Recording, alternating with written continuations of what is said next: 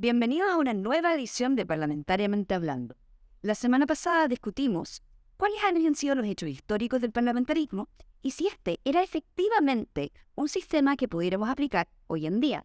La idea de cambiar a un sistema parlamentario es quizás pensar en un sistema que nos dé mayor gobernabilidad.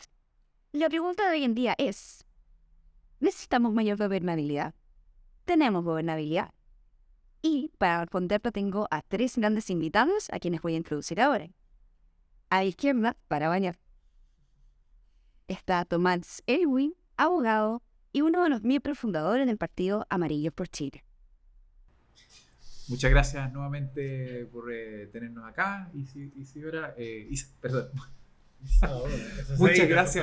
Muchas gracias por tenernos nuevamente acá, Isadora. Muy agradecido de la invitación. También, repitiendo uno de nuestros grandes panelistas, tenemos a Lucas Blaset, analista político y presidente del Partido Información Libres. Hola, un gusto estar en esta conversación nuevamente. Y nuestro nuevo invitado panelista estrella, al que se suma a nuestro panel quizás con ideas un poco distintas, tenemos al abogado y presidente del Partido Patria Progresista, Ignacio Bustos. ¿Cómo estás? Muy bien, gracias Isadora, Lucas y a Tomás también por estar. Feliz de participar en este espacio de diálogo. Partamos entonces pensando, en la actualidad, ¿ustedes creen que tenemos un problema de gobernabilidad? Ignacio, ¿te gustaría partir? Sí, por supuesto. Yo creo que efectivamente tenemos un problema de gobernabilidad que atraviesa no solamente los regímenes democráticos occidentales que están en nuestra prensa y más o menos dentro de nuestro radio de análisis. Creo que incluso se puede extrapolar esta crisis de gobernabilidad a regímenes que no son necesariamente democráticos. Hay regímenes hoy día incluso autoritarios que tienen problemas de gobernabilidad o regímenes un poquito distintos a lo que conocemos. Hemos visto recientemente las manifestaciones importantes en Israel, por ejemplo, que han tenido una manifestación similar a un estallido social, ¿no es cierto?, producto de un intento de una reforma al Poder Judicial. Hemos visto también manifestaciones en China, hemos visto manifestaciones en países y bajo sistemas democráticos, autoritarios, etc. Entonces, creo que la gobernabilidad hoy día no es solamente cuestión de nuestra democracia, sino que es un fenómeno que estamos viviendo como humanidad, seguramente devenido de una revolución que estamos atravesando y que muchas veces pasamos por alto, que es la revolución digital. Y en Chile en particular, Tomás, ¿crees que tenemos problemas de gobernabilidad y estos se derivan del presidencialismo o no? Creo que esa pregunta tiene una respuesta que es bastante compleja. De partida en Chile existe un problema de desafección política que es bastante importante, que se arrastra desde que llegamos a la democracia. O sea, cuando llegamos a la democracia existía precisamente bastante adhesión política a los partidos por el nuevo régimen, pero esa adhesión lamentablemente ha habido los enclaves autoritarios que traía la Constitución del 80 en su primera versión y en la versión que de hecho estuvo vigente gran parte de los años de las postrimerías de la dictadura. Fueron generando cada vez más desafección en la ciudadanía hasta que llegamos a un punto en que el "no estoy ni ahí", acuñado por el Chino Ríos durante los 90, ya se hizo básicamente la regla general. Ahora, yendo a lo que nos convoca, que es el sistema presidencialista, lamentablemente tiene un problema que es la doble legitimidad. Esto lo abarcamos en alguna medida la semana pasada, pero cuando hablamos de doble legitimidad, quisiera hacer referencia a que en Chile existen dos poderes básicamente que reclaman la soberanía popular. Y esos poderes son el Congreso, por una parte, que es el más fiel representante de la ciudadanía porque es el espacio de deliberación democrática por excelencia, pero por otra parte también está el presidente de la República, quien también se siente mandatario y depositario de los sueños populares, toda vez que él también gana una elección. Entonces, es natural que y esto empeora mucho con la fragmentación actual que tiene nuestro actual sistema político, porque esto la verdad es que no era tan tema cuando existían dos grandes conglomerados. Eso tenía otros problemas, por supuesto, que en su oportunidad vamos a tratar. Presidentes que tienen minoría en el Congreso, la verdad es que se les hace muy difícil gobernar. Tienden al choque con este poder y ya hemos terminado en guerras civiles, en golpes de Estado, en estados de sitio, en estallidos sociales.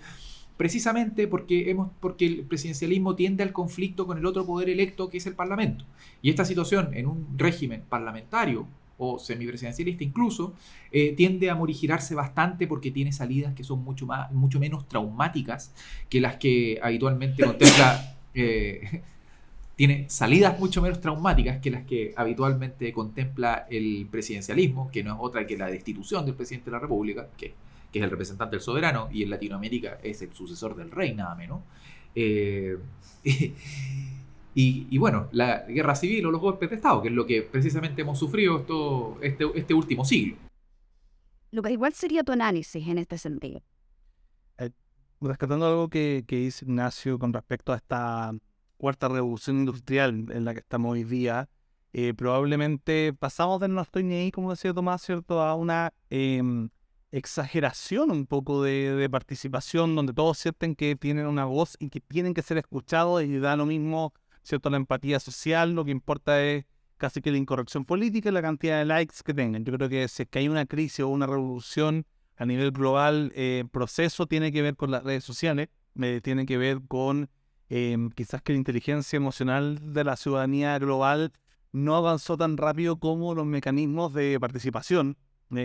Eso ha llevado probablemente a una ola de populismos y liberales, tanto de izquierda y derecha.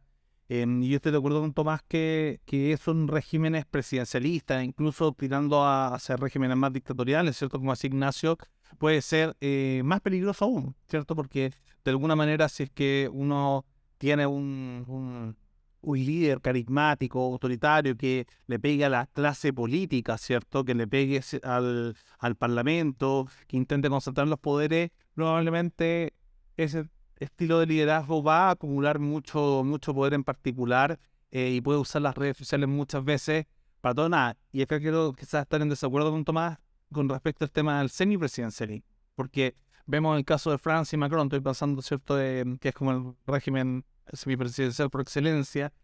Ha tenido los mismos problemas que el presidencialismo en cuanto, ¿cierto?, sus chalecos amarillos, su forma de protesta, que con los ciertos estallidos sociales que se han dado en regímenes presidencialistas.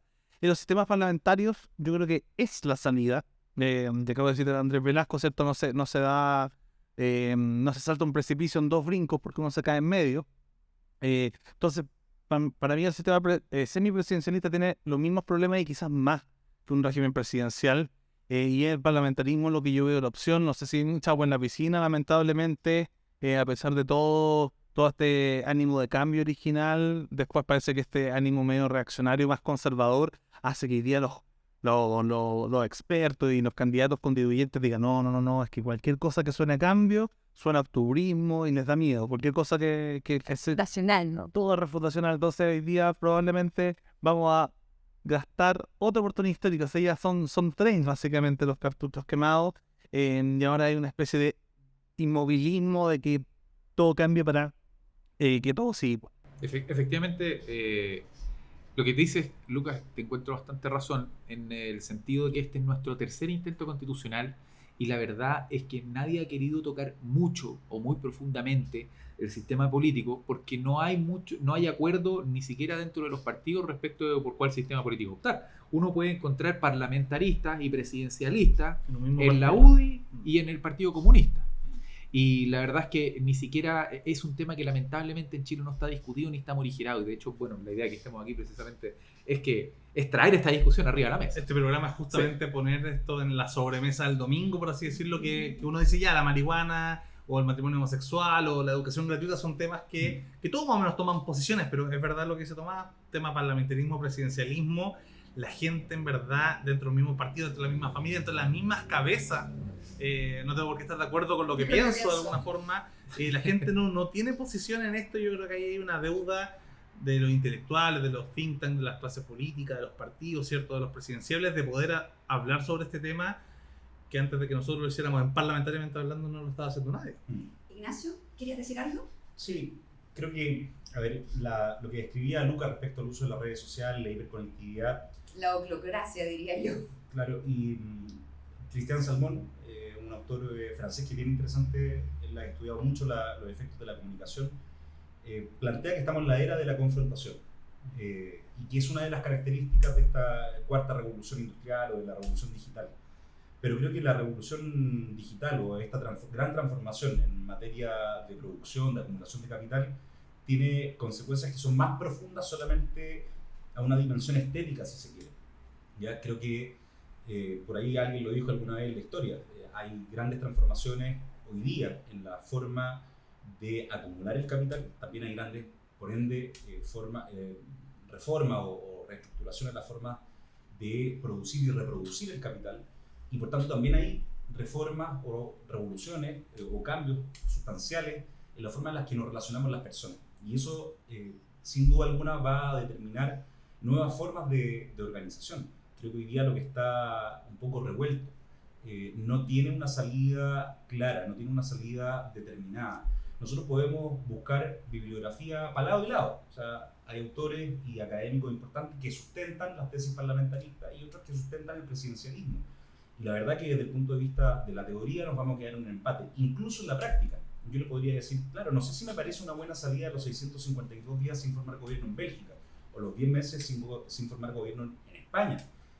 No sé si Chile resistiría un periodo extenso en el que nuestro Congreso no se pudiera poner de acuerdo para gobernarse en un sistema parlamentario, que son, ¿no es cierto?, algunos de los baches o túneles sin salidas que tiene el régimen que se ha planteado, el régimen parlamentario. Pero los días de Piñera post-estallido no te parecen. Pero fíjate que al final del día hay una salida institucional. Al final hay una salida institucional, y es más, en el escenario en que Sebastián Piñera no hubiese podido seguir gobernando, que creo estuvimos a no mucho de aquello, también hubiésemos tenido una salida institucional. Entonces, ojo que más allá de si es parlamentarismo o presidencialismo, hay cierto robustecimiento en los regímenes democráticos que es importante no perder de vista. Nosotros tenemos una tradición que es larga respecto al presidencialismo. Me parece, por lógica de plantear los argumentos, por lógica política, creo que en momentos de revolución, en momentos de cambio, no es oportuno, lo conversábamos con Tomás fuera de cámara, yo creo que no es oportuno generar grandes transformaciones en momentos de revuelta, ¿no? de esta revuelta que es estructural, que no es una revuelta solamente social, no es una manifestación, no es un estallido social. Estamos enfrentándonos a una revolución que en pocos años más nos va a tener relacionándonos de manera totalmente distinta a las que conocemos hoy día. Las nuevas generaciones, los más chicos que los chicos, sabemos perfectamente que van a construir un Chile distinto. Pues si no, ahora, ¿cuándo? ¿Y por qué tiene que ser? No tiene que ver.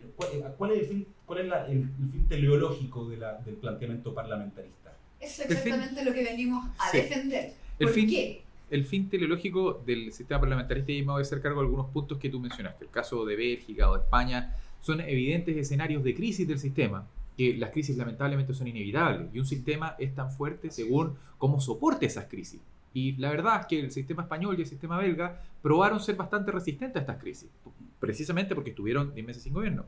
Ahora, eso en Chile tampoco nos es ajeno. El ejemplo de Sebastián Piñera con posterioridad al estallido social, donde básicamente su gobierno se acabó, o el caso de doña Michelle Bachelet después del caso Cabal, o el caso de Gabriel Boric precisamente después del rechazo, o antes del rechazo también. O la Democrática, que es un episodio poco comentado por la generación millennial. Claro.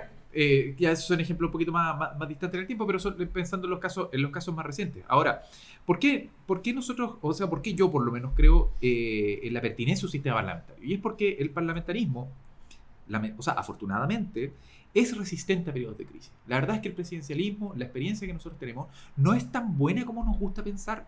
No es un sistema que haya devenido en mucha estabilidad para nosotros. No es cierto que Chile haya sido como un islote de democracia a lo largo de toda su historia republicana. La verdad es que, según autores, lo citábamos la vez pasada con Julio Geise, que él es el fan número 1 del parlamentarismo históricamente en Chile, pero para estos efectos el ejemplo sirve igual. Señala que el proceso parlamentario en Chile, que parte en 1860 y termina en 1924, con la Guerra Civil de 1891 mediante, fue un proceso tremendamente exitoso. Ahora, la experiencia entre 1925, con la Constitución de ese año, hasta el 73, es una experiencia llena de motines, de intentos de golpe, de estados de excepción, y finalmente termina de la manera más atroz posible, en una dictadura asesina. Después de eso, cuando tenemos nuestra democracia de vuelta, el sistema resiste 30 años y vuelve a colapsar. Entonces a mí no me parece tampoco que sea tan cierto que el presidencialismo sea la panacea para nuestro país. Creo que es un sistema que ha generado sus problemas, y creo que en periodos de crisis precisamente es cuando vale la pena plantearse cambiarlo. Y un poco el vicio inherente, ¿cierto?, de la conversación que concluye lo que ustedes dicen, que quizás un vicio inherente del parlamentarismo en caso de crisis podría llegar a ser una especie de anarquía, entendida en modo amplio, ¿cierto?, donde hay un desgobierno, ¿cierto?, no hay acuerdo. Pero ese mismo viento de las crisis en sistemas presidenciales, en vez de arrojándose hacia la anarquía, lo arroja hacia las dictaduras, lo arroja hacia los autoritarismos, porque ¿qué hacemos ante una crisis con un presidente que logra hacer que la crisis no sea justo sobre él, sino sobre cualquier otro poder del Estado, político, social o representativo como chivo expiatorio? Es acumular un exceso de poder, ¿cierto?, en su figura.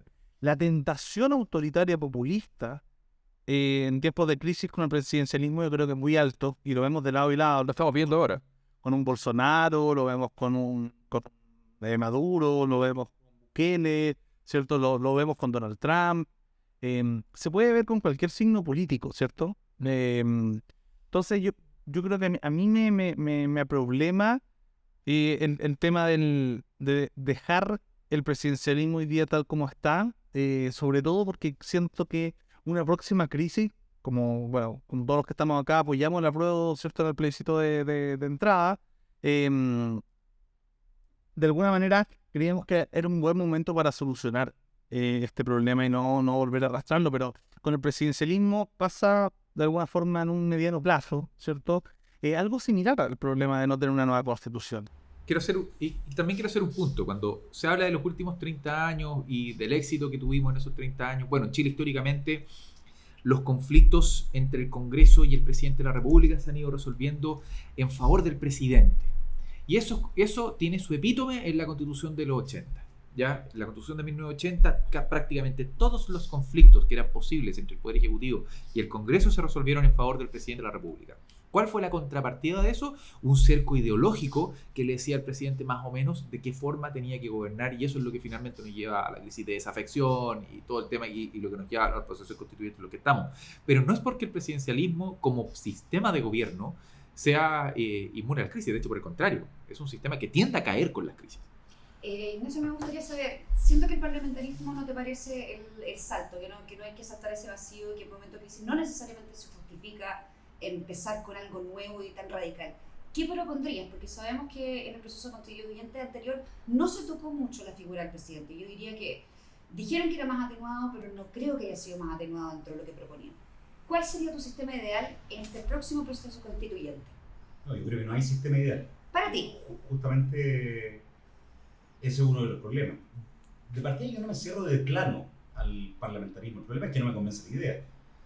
Creo que por supuesto hay que conversarlo, por supuesto lo decía en un principio, hay ciencia que sustenta la tesis parlamentarista y ciencia que la niega. Entonces creo que muchas veces también la incorporación o la utilización del elemento central de la ciencia en la política genera grandes problemas. Entonces yo creo que a mí la lógica bajo la que yo opero o la que yo tomo decisiones desde el punto de vista de la política como un humilde servidor se basa también en el pragmatismo y en cómo hoy día creo hay que escuchar también y hay que aprender del proceso constitucional que tú mencionas, Isadora. Justamente el proceso constitucional anterior nos enseñó de una u otra manera que no estamos preparados para grandes cambios en nuestro país, incluso cambios tremendamente institucionales como el que vivimos hace un par de meses atrás. O sea, no era una revolución, ni marxista ni leninista, y mucho menos una revolución. Era un cambio constitucional tremendamente reglado, democrático, electo, ¿no es cierto?,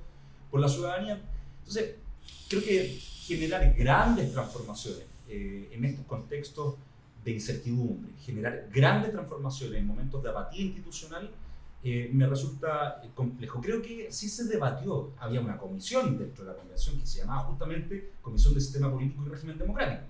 Entonces creo que sí hubo una discusión. ¿Cuál es el problema? Es que no había acuerdo, y como decía Tomás al inicio, desde la UDI hasta el Partido Comunista planteaban que una de las salidas era un presidencialismo atenuado. Y ahí yo quiero desviar un poco la conversación al antagonismo del parlamentarismo, ¿no es cierto?, que le da nombre a este programa, y criticar el presidencialismo.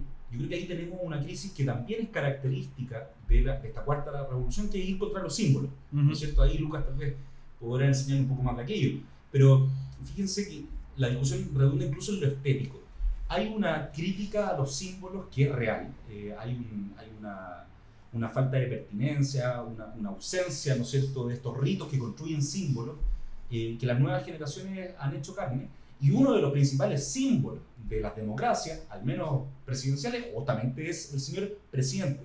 Fíjense que desde el caso Cabal en adelante no hemos tenido un presidente o una presidenta que pueda mandar, como dijera Patricio Elwin alguna vez. Bachelet II, Piñera, hoy día Gabriel Boric, han sido presidentes justamente con escaso margen de autoridad. Entonces, efectivamente, hay una crisis de la figura presidencial. Desde Lago en adelante. No, yo creo que la presidenta Bachelet... Su primer gobierno... Y Piñera, es que le Piñera pasó los también. pingüinos y los movimientos estudiantil socavaron, diría yo, en ambos casos. La figura, ahí parte el... Bueno, es una generación que fue- destruye los símbolos. Claro. Totalmente. Ah, y sí. que es natural que eso ocurra. Yo quería tocar algo que decía justamente Ignacio con la comisión de ciertos de gobierno dentro de la Convención Constitucional del sistema político, ¿cierto? Hay un amigo, quizás no tan amigo alguno, en el ex convencional Renato Garín, desarrolló, porque era el único que hablaba de este tema, una especie de, digamos, como medio teoría conspirativa sobre los parlamentaristas. Pero uno nunca los veía, no sabía quiénes eran sus nombres, pero él acusaba casi como si fuera un grupo, ¿cierto?, muy particularmente organizado. Y ahí salía esta idea, ¿cierto?, del triunvirar, que la verdad es que analizándolo a mí me gustaba, ¿cierto?, la idea de presidente, vicepresidente, primer ministro. Yo encontraba que le daba una cosa. No sé si esto era solo parte de la creatividad del constituyente Garín o si realmente hubo, ¿cierto?, un intento de generar un sistema más o menos parlamentario con este triunvirato a la cabeza. Siempre me van a quedar las dudas porque no vi una cara al otro lado, ¿cierto? Está el líder del Partido Socialista de esa comisión. Sí. Nunca nadie se acuerda mucho. Este cabrón joven. Sí. Montero. Montero. Ricardo Montero. Ricardo Montero de alguna forma había liderado, tuvo una conversión con el Centro de Estudios Públicos, ¿cierto?, donde se conectaba gran parte de un esfuerzo intelectual que, llegado el momento en esta convención que hablábamos, obtuvo 12, necesitaba 13, votó, obtuvo solo 12. Y finalmente el régimen que quedó, que fue la peor versión de sí mismo, que puso de acuerdo a todos los cientistas políticos del país, de izquierda y derecha, que era el peor sistema posible, que era un hiperpresidencialismo como el que tenemos, acompañado de una unicameralidad en la praxis. Y eso terminó por volver. A mí ahí me pasó de ser un apruebista orgulloso a un rechacista reflexivo, al menos.